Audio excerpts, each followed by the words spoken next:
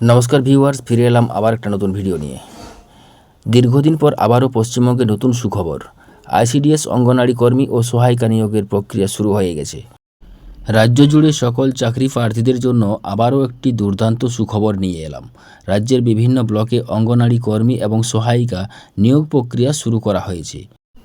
আপনি জানেন আপনার জেলায় মোট শূন্যপদ কত, কী যোগ্যতা লাগবে, কিভাবে আবেদন করবেন, কি কি ডকুমেন্টস লাগবে, এই সমস্ত কিছু তথ্য নিয়ে আজকে আমরা আলোচনা করব। তাই দেরি না করে ভিডিও শেষ পর্যন্ত দেখতে থাকো এবং চ্যানেলটি অবশ্যই সাবস্ক্রাইব করে দাও।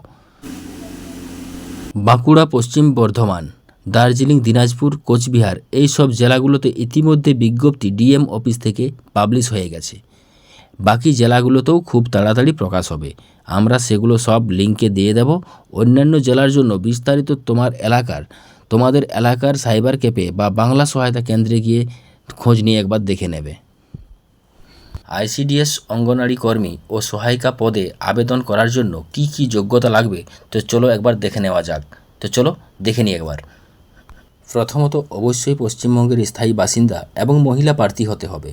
আর দ্বিতীয়ত, কোনো স্বীকৃত শিক্ষা প্রতিষ্ঠান থেকে উচ্চ মাধ্যমিক বা তার সমতুল্য পাস করে থাকতে হবে।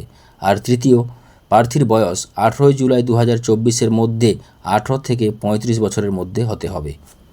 আর চতুর্থ বা 4 নাম্বার, প্রার্থী যে ব্লকে অঙ্গনারী পদের জন্য আবেদন করতে ইচ্ছুক সেই ব্লকে বা সংশ্লিষ্ট গ্রাম পঞ্চায়েতের বাসিন্দা হতে হবে। অর্থাৎ আপনি চাইলেও অন্য কোনো জেলার ফাঁকা পদে আবেদন বা জয়েন করতে পারবেন না। আবার মনে রাখবেন, সংশ্লিষ্ট জেলার প্রকাশিত বিজ্ঞপ্তি অনুসারে আইসিডিএস বা অঙ্গনারী সহকর্মী মাসিক নির্ধারিত বেতন প্রতি মাসে 7,800 টাকা করে পেয়ে থাকেন।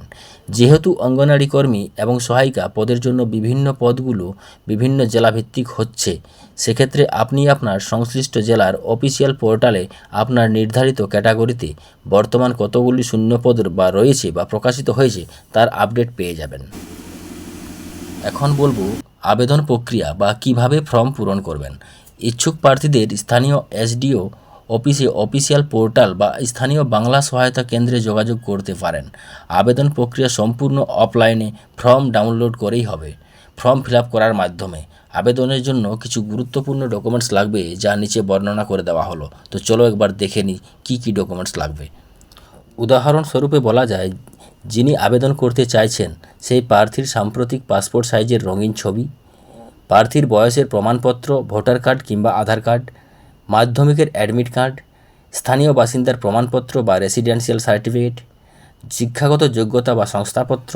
আর একটা কথা বিশেষ করে মনে রাখবেন, ভারতীয় নাগরিকত্বের প্রমাণস্বরূপ আধার বা ভোটার বাধ্যতামূলক।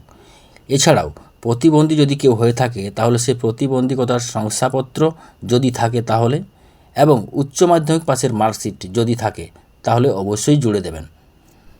আর বিশেষ করে বন্ধুরা, একটা কথা মনে রাখবেন, তোমরা অবশ্যই তোমাদের জেলাগুলিতে সংশ্লিষ্ট ক্যাটাগরিতে শূন্যপদ আছে কি না আছে সেটা আগে নিশ্চিত হয়ে জেনে নেবেন, তারপরেই আবেদন করবেন। বন্ধুরা, আর একটা বিশেষ রিকোয়েস্ট, যে অঙ্গনারী পরীক্ষার প্রস্তুতির জন্য প্রশ্ন সেট বা প্র্যাকটিসের নোট আমরা খুব তাড়াতাড়ি আমাদের চ্যানেলে নিয়ে আসছি। তাই আমি তোমাদের কাছে রিকোয়েস্ট করছি, যদি এখনও পর্যন্ত কেউ চ্যানেলটা সাবস্ক্রাইব করতে ভুলে গিয়ে থাকেন তো চ্যানেলটা অবশ্যই সাবস্ক্রাইব করে রাখো, যাতে এই সুযোগগুলি কোনোভাবে মিস না হয়।